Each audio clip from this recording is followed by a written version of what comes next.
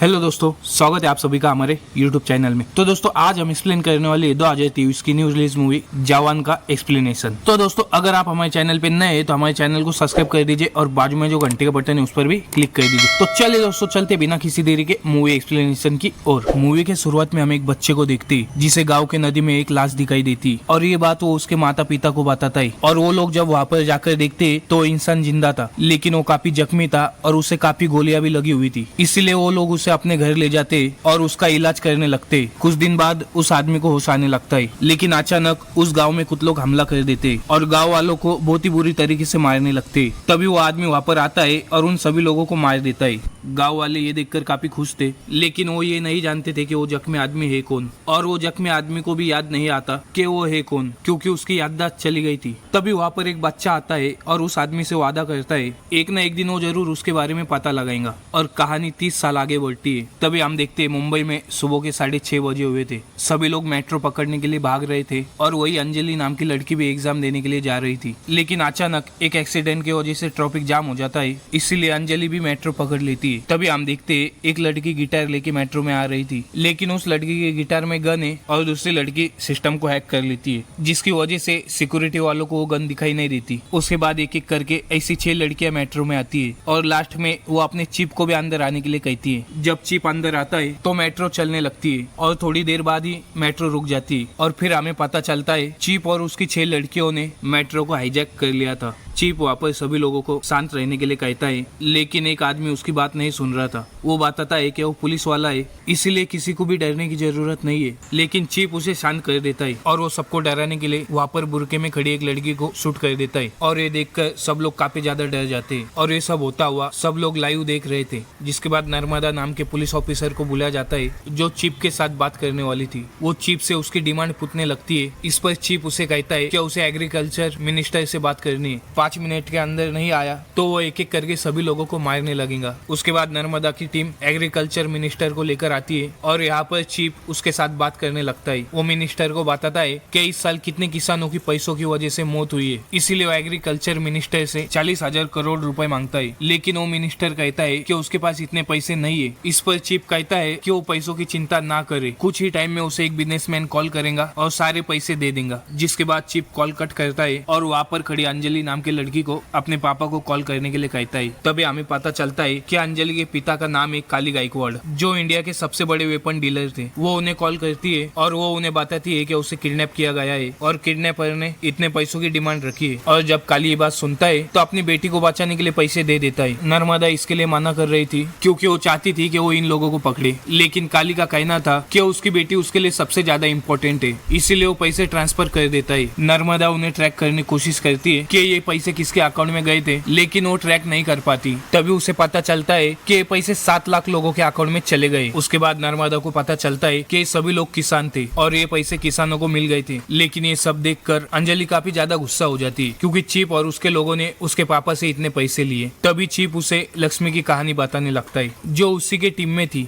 Actually Lakshmi एक छोटे से गाँव से थी और उसके पिता एक किसान थे और उन्होंने लोन पर एक ट्रैक्टर लिया था, लेकिन खेती अच्छी नहीं हुई थी, जिसकी वजह से वो ट्रैक्टर का EMI दे नहीं पा रहे थे। और एक दिन बैंक वाले उनके घर पर आए। उसके पापा ने EMI नहीं दिया था, इसीलिए वो उसके पापा को मारकर ट्रैक्टर ले जा रहे थे। ये सब देखकर लक्ष्मी काफी ज्यादा हर्ट होती है, लेकिन उसके पापा उसे समझाते कि एक न एक दिन सब कुछ ठीक हो जाएगा। लेकिन उसके पापा का भी हौसला टूट चुका था और वो फांसी ले लेते। सभी लोग वहाँ पर रो रहे थे। तभी वो लोग वापस आते और बैच के पैसे मांगने लगते। लक्ष्मी की माँ उन्हें समझाती है कि अभी उसके पति की मौत हुई है, लेकिन वो लोग उसकी बात सुनने के लिए तैयार नहीं थे। वो लोग उनकी एक बात नहीं सुनते। तभी उन लोगों के हेड को लक्ष्मी के माँ के गले में एक मंगलसूत्र दिखाई देता है, इसीलिए वो उसे खींचकर ले जाने लगता है। और जब ये लक्ष्मी देखती है तो वो उस आदमी को फावड़े से मार देती है और इस वजह से लक्ष्मी को जेल हो जाती है। और लक्ष्मी की कहानी सुनकर सभी लोग इमोशनल हो जाते हैं। अब चिप की जो डिमांड थी वो पूरी हो चुकी थी। तभी वो बताते हैं कि जो बुरके में औरत थी वो जिंदा थी और ये सब बस उन्हें डराने के लिए किया गया था। जिसके बाद मेट्रो फिर से चलने लगती है। तभी नर्मदा का कॉल चिप को आता है। वो चिप को बताती है कि उसकी डिमांड पूरी हो गई है, लेकिन वो मेट्रो के बाहर नहीं जा सकता क्योंकि नर्मदा की टीम मेट्रो के बाहर बाहर उसी का इंतजार कर रही थी। लेकिन चीप सबको खुद की तरह मास्क लगाता है और सब लोग मिलकर बाहर आ जाते हैं, जिसकी वजह से नर्मदा को पता नहीं चलता कि चीप है कौन, और वो उसके आंखों के सामने से निकल जाता है। उसके बाद हम उन लड़कियों को देखते हैं और वो सब लड़कियां फिर से जेल में चली जाती है। तब हमें पता चलता है कि वो जो चीप है वो वहाँ का जेलर था और उसका नाम है आजाद। आजाद को अवार्ड मिलता है क्योंकि उसने अपनी जेल को काफी अच्छे से मेंटेन किया था। आजाद बताता है कि यहाँ पर जितने भी लेडी है वो उसकी माँ या बहन है, इसलिए वो सबके साथ प्यार मोहब्बत से रहता है और शायद इसी की वजह से उसकी जेल सबसे अच्छी जेल है। उसके बाद अगले सीन में कावेरी माँ आजाद को एक लड़की से मिलने ले जाती है क्योंकि वो चाहती है कि आजाद की अब शादी हो जाए, लेकिन आजाद को शादी में ज्यादा इंटरेस्ट नहीं था, इसलिए वो बस फॉर्मेलिटी के लिए उस लड़की से मिलने जाता है। लेकिन वहाँ पर लड़की नहीं, लड़की की बेटी आई थी और ये देखकर आजाद काफी ज्यादा शौक था। उस बच्ची का नाम सुशी था और सुशी वहाँ पर बताती है कि वो अपनी माँ के लिए पति नहीं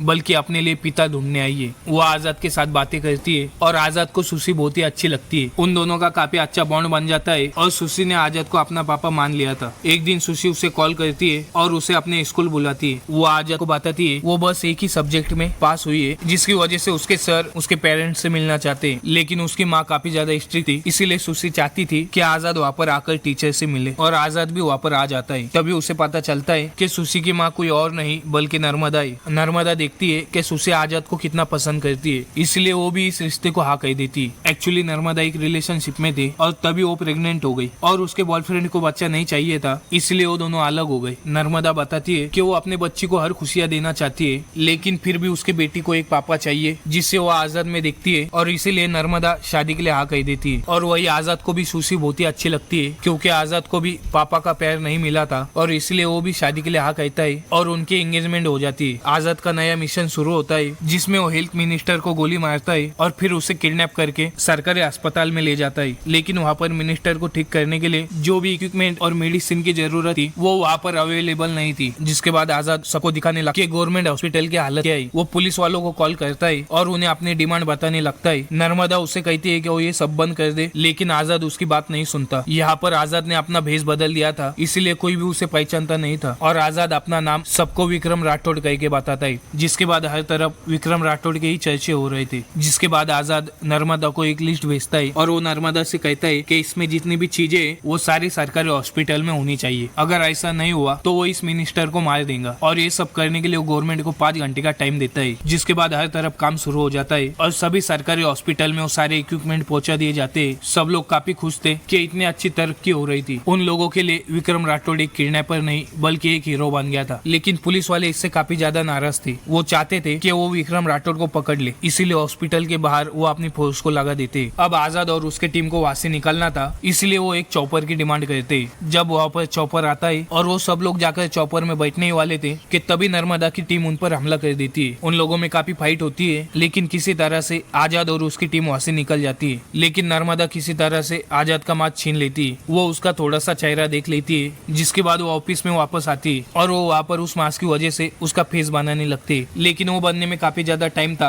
इसलिए नर्मदा अपने घर जाने लगती है। वो अपने टीम को बताती है कि भले ही कल उसकी शादी है, लेकिन जैसे ही उन्हें अपडेट मिले वो उसे बताए। उसके बाद नर्मदा और आजाद की शादी हो जाती है। रात को आजाद अपने काम के बारे में नर्मदा को बताने वाला था, लेकिन तभी नर्मदा अपना मोबाइल देख लेती है और उसे पता चलता है जिसे वो ढूंढ रही थी वो आजाद ही है। इसलिए वो आजाद को पकड़ने के लिए उसकी तरफ गन पॉइंट करती है। आजाद उसे समझाने लगता है, लेकिन तभी उनके ऊपर कुछ लोग अटैक कर देते हैं। यहाँ पर हमें पता चलता है एक्चुअली ये लोग काली के आदमी। एक्चुअली काली को पता चल गया था कि जिसे उसने इतने सारे पैसे भेजे थे वो आजाद ही है और तभी उसने नर्मदा और आजाद को किडनैप कर लिया। काली अपने काम की वजह से बाहर गया था, इसलिए नर्मदा और आजाद को उसका छोटा भाई मारने वाला था। वो वहाँ पर उन दोनों को काफी पीटता है। तभी वो आजाद को मारने वाला था, तभी वहाँ पर विक्रम राठौड़ आता है और वो उन्हें काफी बुरी तरीके से मार देता है। और तभी हमें पता चलता है कि विक्रम राठौड़ आजाद के पापा है और तभी हमें विक्रम राठौड़ की कहानी दिखाई जाती है। विक्रम राठौड़ की वाइफ का नाम था ऐश्वर्या और विक्रम एक जवान था। उन्हें एक खुफिया मिशन के लिए देश से बाहर भेजा जाता है। उन्हें कुछ लोगों को वहाँ से बचा कर लाना था। उनकी टीम वहाँ पर जब पहुँचती है और सारे दुश्मनों से घिरी हुई थी, लेकिन तभी उनकी गन काम नहीं करती। वो देखते हैं कि उनकी गन चली नहीं रही थी और इस वजह से उनके काफी सारे साथी मारे जाते हैं। और जब वो वहाँ से वापस आते हैं तो वो उन गन्स के खिलाफ कंप्लेंट करते हैं और वो उन वेपन का डीलर था काली। काली ही वहाँ का सबसे बड़ा वेपन डीलर था। काली को वहाँ पर बुलाया जाता है, लेकिन वहाँ पर काली विक्रम राठौड़ को ही बातें सुनाने लगता लगता है कि उसे गन यूज करना नहीं आता। जिसके बाद उसे विक्रम राठौड़ एक सैंपल दिखाते हैं कि कैसे उसके वेपन काम नहीं करते। विक्रम उसे वार्न करता है कि वो उसकी सच्चाई सबके सामने लाकर रहेंगे। जिसके बाद वो अपने घर चले जाते हैं। तभी वहाँ पर काली के लोग हमला कर देते हैं। तब विक्रम राठौड़ अपने वाइफ के साथ थे। काली के लोग विक्रम राठौड़ को वहां से ले जाते हैं और ऐश्वर्या को भी काफी ज्यादा पीटते। वो विक्रम राठौड़ को काफी ज्यादा मार कर एक जगह फेंक देते हैं और ऐश्वर्या को बताते